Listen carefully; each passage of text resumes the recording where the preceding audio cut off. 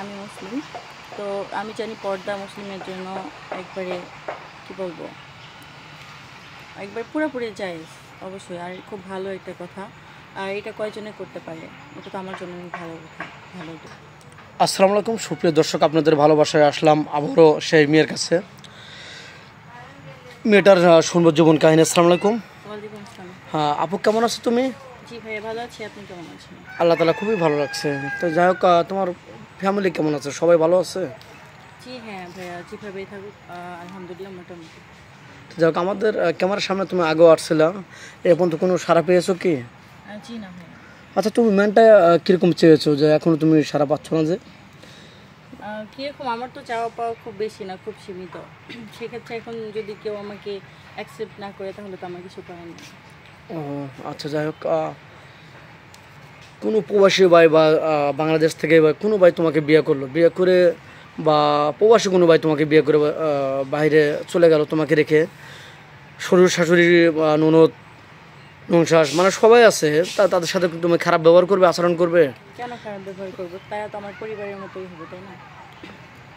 না, অনেকে বলে যে না আমি খারাপ আচরণ করবো না, কিন্তু ওরা বাজি রিয়েক্ট করে হয়তো 2-1 বছর পার হলেই সে তার রূপটা অন্যরকম। এরকম কিছু হবে না, কারণ হচ্ছে আমি আমার ফ্যামিলিকে খুব ভালোবাসি, আর আমার খুব দরিদ্র একটা ফ্যামিলি। সেক্ষেত্রে যখন আমি কাউকে বিয়ে করব, তার ফ্যামিলি মানে আমার ফ্যামিলি। তো খারাপ ব্যবহার করার কোনো কারণ থাকবে না আশা করি।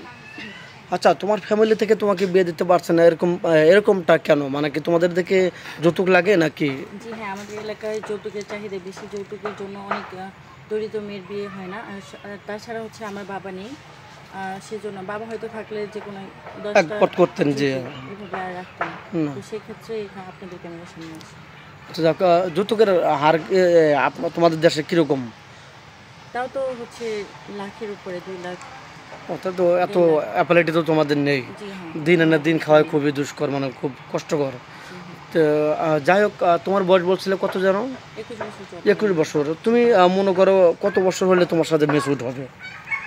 বয়সটা ফ্যাক্টর না ভাইয়া, হচ্ছে আসলে ভালো মনের মানুষটা যে আমাকে বুঝবে, আমার কষ্টগুলো তার কষ্ট মনে করে নেবে, এভাবেই আর কি। যে তুমি চাচ্ছ যে সে আমার মনের ভাষা বুঝবে, আমি তার মনের ভাষা বুঝবো, ভালো লাগবে। দুজন দুজনকে ভালোবাসবো।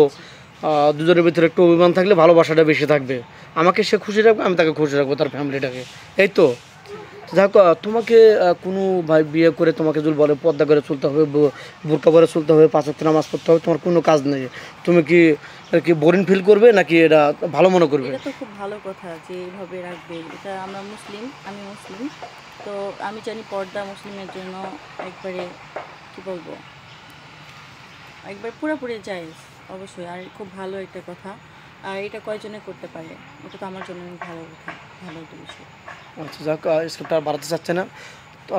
দেশ প্রবাস থেকে ভিডিওটা যেহেতু পাবলিক হচ্ছে, মানুষ দেখবে, তোমাকে কীভাবে পাবে একটু বলো তো? ভাই আমার তো কোনো পার্সোনাল ফোন নাই, আমি গ্রাম থেকে নতুন আসছি ঢাকায়, আর এখানে আসা। তো যাই হোক, যদি কেউ আমার সঙ্গে যোগাযোগ করতে চায় আপনাদের মাধ্যমে করতে পারে। আচ্ছা, দর্শক বন্ধু শুনতে পেলেন, মেয়েটা খুবই গরিব, ওর কোনো ফোন নেই।